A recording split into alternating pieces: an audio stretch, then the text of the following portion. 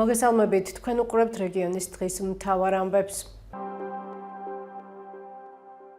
დააკავეს სახელმწიფო უსაფრთხოების სამსახურის ყოფილი უფროსი გრიგორ ლილუაშვილი. ინფორმაცია საქართველოს პროკურატურამ გაავრცელა.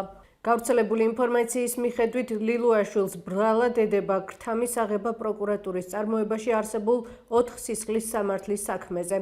17 ოქტომბერს პროკურატურამ ინფორმაცია გაავრცელა ყოფილი პრემიერის ირაკლი ღარიბაშვილის სახელმწიფო უსაფრთხოების სამსახურის ყოფილი უფროსის გრიგორ ლილუაშვილის და ყოფილი გენერალური პროკურორის ოთარ ფარცხალაძის საცხოვრებელი ბინის ჩხრეკის შესახებ.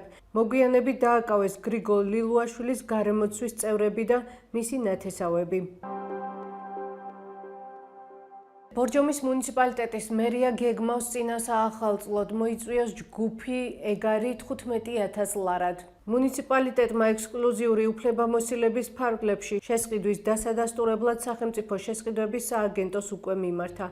დოკუმენტის მიხედვით ღონისძიება 31 დეკემბერს გაიმართება. ამავე წყაროს ცნობით ღონისძიებაზე იმღერებს 7 კაცაც, რომელსაც მერია 20,000 ლარს გადაუხდის. რესპუბლიკელი კონგრესმენი ჯო უილსონი აცხადებს, რომ იგი დარწმუნებულია, რომ მეგობარი აქტი კანონის ძალას შეიძენს. ამის შესახებ უილსონმა Independent Avenue Media-სთან ინტერვიუში ისაუბრა. ამერიკის შეერთებული შტატების კონგრესის ქვედა პალატამ მეგობარი აქტი მიიღო. 433 კონგრესმენიდან 359 მეგობარი აქტის მიღებას მხარი დაუჭირა. მეგობარი აქტი არის საქართველოსთან დაკავშირებული კანონპროექტი, რომელიც სანქციების დაწესებას ითვალისწინებს ქართული ოცნების ხელისუფლებისთვის. წლის მიწურულს არსებობს სენატის პროცედურული წესები, რომლებიც უნდა დავიცვათ და სამწუხაროდ ისინი ძალიან ტექნიკური ხასიათისაა. ფიქრობ, როცა შევძლებთ საქმე კენჭისყრაზე მივიდეს, მხარდაჭერა 90%-ს მიაღწევს. თუმცა სენატის კენჭისყრაზე წარსადგინად ტექნიკური დეტალები არსებობს.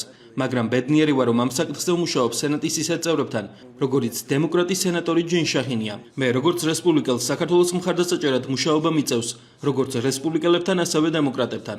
ძალიან მადლიერი ვარ, რომ ამ საკითხებთან დაკავშირებით ასევე გვაქვს მინესოტადან რესპუბლიკელი სენატორის როჯერ უიკერის ლიდერობა. ის ქართული ხალხის ძლიერი მხარდამჭერია.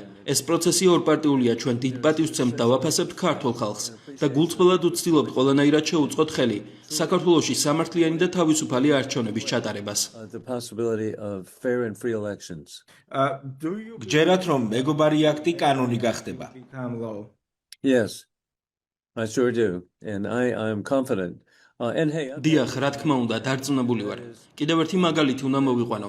აქტიურად მუშაობდი სირიის ოპოზიციასთან. 1 წლის წინ ასადის დიქტატურამ სახელმწიფოს მტრად გამომაცხადა და მე ეს კომპლიმენტად მივიღე. სამკვირეში კი დიქტატორი ასადი მოსკოვში გაიქცა. 8 თვის შემდეგ დამასკოში ასადის კაბინეტში სირიის ახალ პრეზიდენტთან ერთად ვიყავი. ეს მიუთითებს, რომ ცვლილება შესაძლებელია. სირიაში ეს დიქტატურა 54 წელი გაგრძელდა, მაგრამ ის დაემხო და შეიცვალა. 1990 წელს კი ბულგარეთში არჩევნებს ვაკვირდებოდი. მე გავხდი თვითმხილველი სრულიად ღარიბი.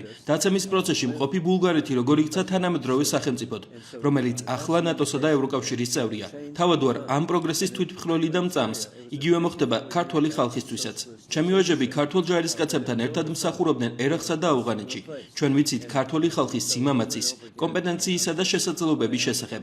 გვინდა ისინი თავისუფლები იყვნენ. ჩვენ ხედავთ დადებით ცვლილებებს საქართველოს მეზობელ სომხეთსა და აზერბაიჯანში. ვნახეთ ორი პოსტსაბჭოთა რესპუბლიკის ლიდერები თეთრი სახლის ოვალურ კაბინეტში, პრეზიდენტ ტრამპთან. ასე რომ ჩვენ ხედავთ მაგალითებს, სადაც საბოლოოდ სიკეთე ჩნდება.